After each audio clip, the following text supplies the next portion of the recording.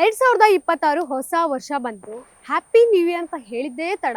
Resolution ಏನು ಅಂತ ಕೇಳ್ತಾರೆ. ಆದ್ರೆ ಈ ವರ್ಷ ರೆಸಲ್ಯೂಷನ್ ನೀವು ಸಾಲ ಮಾಡಲ್ಲ ಅಂತಲ್ಲ, ಮಾಡ್ತೀನಿ ಅಂತ ಇಟ್ಕೊಳ್ಳಿ. ಯಾಕಂತ ಹೇಳಿದ್ರೆ ಸಾಲ ಮಾಡಿ ಆದ್ರೂ ತುಪ್ಪ ತಿನ್ನು ಅನ್ನೋಂತ ಮಾತು ಕೇಳಿರ್ತೀರಾ. ಬಾಕ್ಸ್ ಆಫೀಸ್ ಸುಲ್ತಾನ್ ದರ್ಶನ್ ಅವ್ರಿಗೆ ಸಾಲ ಕೊಟ್ಟವ್ರು ಇವರು. ಸಾಲ ಕೊಡಲ್ಲ ಅಂತ ಯಾರು ಹೇಳಿದ್ದು? ಅವ್ರಿಗೆ ಕೊಟ್ಮೇಲೆ ನಮಗ್ ಕೊಡಲ್ವಾ ಸಾಲನ? ನೀವು ಗೆಸ್ ಮಾಡಕ್ ಸಾಧ್ಯನೇ ಇಲ್ಲ. ಯಾಕಂತ ಹೇಳಿದ್ರೆ ಇವರು ಸಿನಿಮಾದಲ್ಲಿ ಸಾಲ ಕೊಟ್ಟವರು, ರಿಯಲ್ ಲೈಫ್ ನಲ್ಲಲ್ಲ. ಸೊ ರಚನಾ ರೈ, ಡೆವಿಲ್ ಚಿತ್ರದ ನಾಯಕಿ ರಚನಾ ರೈ ಇವತ್ತು ನಮ್ಮನ್ನ ಜಾಯಿನ್ ಆಗ್ತಾ ಇದ್ದಾರೆ. ಈ ರೀತಿ ಸ್ಪೆಷಲ್ ಸ್ಪೆಷಲ್ ಮೂಮೆಂಟ್ ಅಲ್ಲಿ ಸಿಗ್ತಾರೆ ನಾನು ಅನ್ಕೊಂಡಿರ್ಲಿಲ್ಲ. ರಚನಾ ಅವ್ರೆ, ಹೇಗಿದ್ದೀರಾ? ನಾನ್ ಆರಾಮ, ನೀವ್ ಹೇಗಿದ್ದೀರಾ? ನಾನು ಚೆನ್ನಾಗಿದ್ದೀನಿ. ಸಕ್ಕಲ ಕಾಣಿಸ್ತಾ ಇದ್ದೀರಾ. Thank you. Yeah. Thank you. ನೀವು ಕೂಡ ಅಷ್ಟೇ ಮುದ್ದ ಕಾಣಿಸ್ತಾ ಥ್ಯಾಂಕ್ ಯು ಸೋ ಮಚ್. ಹೊಸ ವರ್ಷ ಬರ್ತಾ ಇದೆ. ಪ್ರತಿ ದಿನಾನು ಹೊಸ ದಿನ ಅಂತ ಶುರು ಮಾಡ್ಬೇಕು ಅಂತ ಎಲ್ರು ಅನ್ಕೊಳ್ತಾರೆ. ನಿಮ್ಮದು ಹೊಸ ವರ್ಷ ಅಂದ್ರೆ ಏನು? ಹೊಸತನ. Hmm like whatever previous year ಅಲ್ಲಿ ಏನೇನ್ ತಪ್ಪುಗಳು ಮಾಡಿರ್ತೀವಿ ಅಥವಾ ಏನೇನ್ ಮಾಡಬಾರ್ದು, ಇವಾಗ ಒಂದು ರೆಸಲ್ಯೂಷನ್ ಅಂತ ಇಟ್ಕೊಂಡಿರ್ತೀವಲ್ಲ, ಅದನ್ನ ಯಾವ್ದನ್ನ ಮಾಡಕ್ ಆಗಿರಲ್ಲ. ಸೊ ಆ ತಪ್ಪುಗಳನ್ನ ಇಲ್ಲೇ ಬಿಟ್ಟು something new to start, new to begin with ಅಂತ. ಓಕೆ, ಈಗ ರಚನಾ ಅವ್ರಿಗೆ ದಿ ಬೆಸ್ಟ್ ಇಯರ್ ಯಾವುದು, ವರ್ಸ್ಟ್ ಅನ್ನೋಂಥದ್ದು ಹ್ಯಾಪಿ ನ್ಯೂ ಇಯರ್ ಆಗಿದ್ಯಾ? ಇಲ್ಲ, ಆತರ ಏನೂ ಇಲ್ಲ. ಎಲ್ಲ ಇಯರ್ ಇದಿದೆ, ಬೆಸ್ಟ್ ವರ್ಸ್ಟ್ ಆಗೇ ಆಗತ್ತೆ. ಸೊ ಅದನ್ನ ಹೆಂಗ್ ನೋಡ್ಕೊಂಡು ಹೋಗ್ತೀವಿ, ಹೆಂಗ್ ನಡ್ಸ್ಕೊಂಡು ಹೋಗ್ತೀವಿ, ನಮ್ಮ ಮೇಲೆ ಡಿಪೆಂಡ್. ನಿಮ್ಮನ್ನ ನೋಡಿ ಒಂದ್ ಕಲಿಬೇಕು ನಾನು. ಸೇಮ್ ಏಜ್, ಆದ್ರೆ ನೋಡಿ ಹೀರೋಯಿನ್ ಆಗ್ಬಿಟ್ಟಿದ್ದೀರಾ.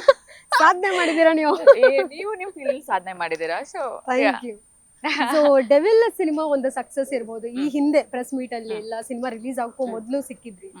ಆದ್ರೆ ಸಕ್ಸಸ್ ಆದ್ಮೇಲೆ ಒಂದಷ್ಟು ಕಡೆ ಜಿಲ್ಲೆಗೆಲ್ಲ ಹೋಗಿದ್ರಿ, ಮಾತಾಡ್ಸಿದ್ರಿ, ಜನರ ಜೊತೆ ಮಾತಾಡಿದ್ರಿ. ಹೌದು. ನೀವು ಇಂಟ್ರೋವರ್ಟ್ ಅನ್ನುವಂಥದ್ದು ನನಗೆ ಈಗ ಗೊತ್ತಾಯ್ತು. ಬಟ್ ಜನರ ಜೊತೆ ಆ ಬೇರ್ತಂತದ್ದು ಕ್ರೌಡ್ ನೋಡಿದಾಗ ಖುಷಿ ಆಗತ್ತೆ.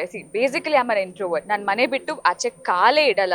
ಬಟ್ ಈ ಪ್ರಮೋಷನ್ಸ್ ಅದು ಇದು ಅಂತೆಲ್ಲ ಸ್ಟಾರ್ಟ್ ಮಾಡದ್ಮೇಲಿಂದ ಸ್ವಲ್ಪ ನಾನು ಎಕ್ಸ್ಪೋಸ್ ಆಗ್ತಾ ಇದ್ದೀನಿ ಆಚೆ ವರ್ಲ್ಡ್ಗೆ.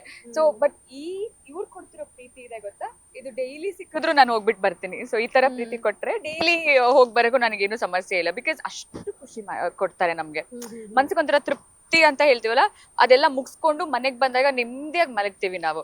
ಆ ಕೂಗಾಟ, ಆ ಕ್ಯಾರೆಕ್ಟರ್ ಹೆಸರು ಕೂಗೋದಾಗ್ಲಿ, ನಮ್ಮ ಹೆಸರನ್ನ ಮುದ್ದಾಗಿ ಕೂಗೋದಾಗ್ಲಿ, ಆ ಪ್ರೀತಿ ಕೊಡೋದಾಗ್ಲಿ, ಸೊ ಅದನ್ನೆಲ್ಲ ಕೇಳಿದಾಗ ಆಸ್ ಅನ್ ಆರ್ಟಿಸ್ಟ್ ಇನ್ನೇನ್ ಬೇಕು ಅಂತ ಅನ್ಸ್ಬಿಡತ್ತೆ. So that makes me very happy. ಈಗ ನಿಮ್ಗೆ ಕ್ರೌಡ್ ಅಂದ್ರೆ ಅಷ್ಟು ಆಗೋದಿಲ್ಲ, ಆದ್ರೆ ಥಿಯೇಟರ್ ಬಂದಿದ್ರಿ, ಆ ಜನ ಇರ್ಬೋದು, ಅಷ್ಟು ಜನ ನಾವು ಒಟ್ಟಿಗೆ ನೋಡಿದಾಗ, ಅದು first day first show early morning ಬಂದಿದ್ರಿ ನೀವು, ವಿಜಯಲಕ್ಷ್ಮಿ ಮೇಡಮ್ ಜೊತೆ, ಅವ್ರ ಮಗ ಕೂಡ ಬಂದಿದ್ರು.